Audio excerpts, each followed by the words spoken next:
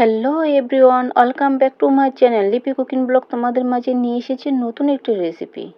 আজকে যে তোমাদের মাঝে রেসিপিটা নিয়ে এসেছি সেটা হচ্ছে বাইম মাছ বোনা। বাইম মাছ বোনাটা আমি কিভাবে করেছি সব তোমাদের সাথে শেয়ার করব।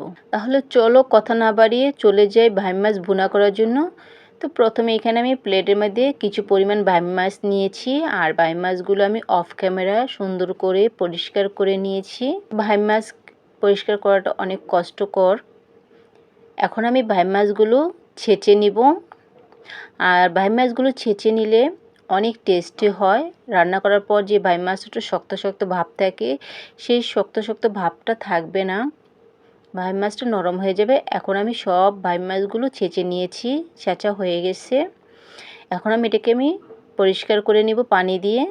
আমি যেভাবে রান্না করবো এভাবে যদি তোমরা ফলো করো তাহলে অনেক টেস্টি হবে, বাসায় ছোট বড় সবাই খাবে। এই দেখো আমি কিন্তু অফ ক্যামেরায় বাইম মাছটা পানি দিয়ে পরিষ্কার করে নিয়ে এসেছি। এখন আমি লবণ দিব, এরপর আমি হলুদ দিব পরিমাণ মতন, দিয়ে সুন্দর করে মেখে নিব, কারণ এটাকে আমার ভাজা করতে হবে। ভাজা করার আগে হলুদ ও লবণ দিয়ে মেখে নিতে হবে। মাখানো হয়ে গেলে এখন আমি বাইম মাছগুলো ভেজে নিতে হবে। তো ভেজে নেওয়ার জন্য চুলার মধ্যে আমি ফ্রাই প্যান দিয়েছি। তো ফ্রাই প্যানের মধ্যে আমি পরিমাণ মতন তেল দিয়ে দিব। তেলের মধ্যে আমি অল্প পরিমাণ লবণ ছিটিয়ে দিব, যাতে ভাজা করার সময় ফ্রাই প্যানে না লেগে যায়। এরপর আমি বাইম মাছগুলো একের পর এক তেলের মধ্যে ছেড়ে দিব। বাইম মাছগুলো সব একসাথে ফ্রাই প্যানে আমি ভেজে নিতেছি। আর বাইম মাছগুলো এখন উল্টিয়ে নিলাম। আর বাইম মাছগুলো আমি বেশি একটা ভাজা করতে যাব না, হালকা একটু ভেজে নিব। আর হালকা একটু ভেজে নিলে বাইম মাছগুলো খেতে অনেক মজা হয়। এখন আমি বাইম মাছগুলো নামিয়ে চুলার মধ্যে আমি কড়াই দিব। আর কড়াইয়ের মধ্যে আমি যে পেঁয়াজ কুচি অফ ক্যামেরায় কেটে রেখেছিলাম সেই পেঁয়াজ কুচি দিয়ে দিব। আর পেঁয়াজ কুচি পরিমাণ ছিল 2 কাপ। আমি যে বাইম মাছ নিয়েছি তার পরিমাণ অনুযায়ী আমি এখানে পেঁয়াজ কুচি নিয়েছি 2 কাপ। পেঁয়াজের মধ্যে আমি এখন পরিমাণ মতন লবণ দিয়ে দিব, পেঁয়াজের যে পানি থাকে সেই পানিটা বের করার জন্য। লবণ দেওয়ার পর আমি খুন্তির সাহায্যে পেঁয়াজটাকে নাড়াচাড়া দিব, এর মধ্যে পানিটা বের হয়ে যাবে। পানিটা বের হয়ে গেলে এর মধ্যে আমি পরিমাণ মতন তেল অ্যাড করব পেঁয়াজটাকে ভাজা ভাজা করার জন্য। আর পেঁয়াজটাকে ভাজা করতে হবে, বাদামি কালার করে নিবে। রেসিপি যখন ভুনা করবে, যে কোনো ভুনা রেসিপি পেঁয়াজটাকে বাদামি কালার করলে রেসিপিটা অনেক মজাদার হয়।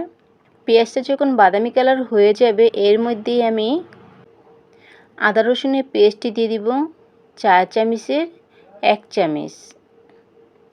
কাঁচামরিচের পেস্টটি দিয়ে দিব 4 চামচের আধা চামচ। কারণ এখানে কাঁচামরিচের পেস্টে কাঁচামরিচটা অনেক ঝাল, এই কারণে আমি কাঁচামরিচের পেস্ট 4 চামচের আধা চামচ দিয়েছি।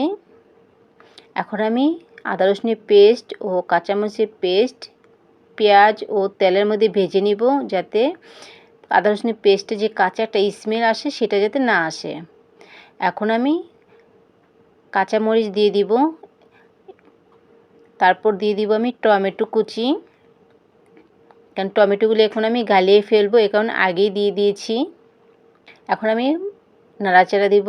নাড়াচাড়া দেওয়ার পর এখানে আমি 4 চামচের 1 চামচ হলুদের গুঁড়ো অ্যাড করব। তোমরা ইচ্ছে করলে এখানে কাঁচামরিচের পেস্টের পরিবর্তে লঙ্কার গুঁড়ো অ্যাড করতে পারো। 4 চামচের আধা চামচ জিরের গুঁড়ো দিয়ে দিব। এখন আমি সব মশলা মিক্স করার জন্য নাড়াচাড়া দিব। মশলা কষানোর জন্য এখানে আমি গরম পানি অ্যাড করব। পানি দেওয়ার পর এখন আমি ভালো করে মিক্স করে নিব মশলার সাথে।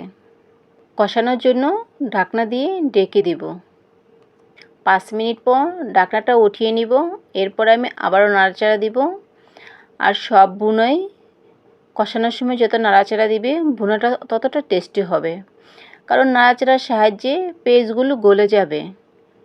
আর পেঁয়াজগুলো আস্তে আস্তে থাকলে সেই ভুনাটা দেখতেও ভালো লাগে না, খেতেও ভালো লাগে না, মজাদারও হয় না।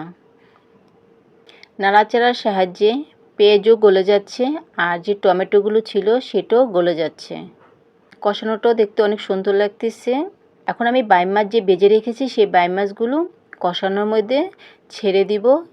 দেওয়ার পরে আমি খুন্তির সাহায্যে নাড়াচাড়া দিব যাতে বাইম মাছ আর যে পেঁয়াজ ও মশলার সাথে মিক্স হয়ে যায়। বাইম মাছ দেওয়ার পর অবশ্যই অল্প পরিমাণ পানি অ্যাড করবে যাতে সুন্দরভাবে কষানোটা হয়ে যায়। পরিপূর্ণ কুক করার জন্য কিছু পরিমাণ পানি অ্যাড করতে হবে। এখন আমি কুক করার জন্য ঢাকনা দিয়ে ঢেকে দিব। 5 মিনিট পর ঢাকনাটা উঠিয়ে নিব। এরপর আমি নাড়াচাড়া দিব। রেসিপিটা দেখতে অনেক সুন্দর লাগতেছে আর রেসিপি থেকে সুন্দর একটা স্মেল চলে এসেছে। এখন তোমরা লবণ টেস্ট করে নিতে পারো। লবণের পরিমাণ যদি কম হয়ে থাকে স্বাদ মতন লবণ দিয়ে দিতে পারো। আমি যে রেসিপিটা তৈরি করতেছি সেই রেসিপির মধ্যে পেঁয়াজ একদম গলে গেছে, পেঁয়াজ কোনো আস্ত আস্ত নেই। আর পেঁয়াজ আস্তে আস্তে থাকলে সেই রেসিপিটা ভালো লাগে না। এখন আমি ধনেপাতা কুচি দিয়ে দিব। ধনেপাতা কুচি দেওয়ার পর খুন্তির সাহায্যে নাড়াচাড়া দিব। আর ধনেপাতা দেওয়ার পর আমি বেশিক্ষণ চুলায় রাখবো না, কিছুক্ষণ নাড়াচাড়া দিয়েই নামিয়ে ফেলবো। রেসিপিটা কিন্তু অনেক লোভনীয় হয়েছে। আমি যেভাবে রান্না করেছি তোমরা বাসায় একবার ট্রাই করে দেখতে পারো।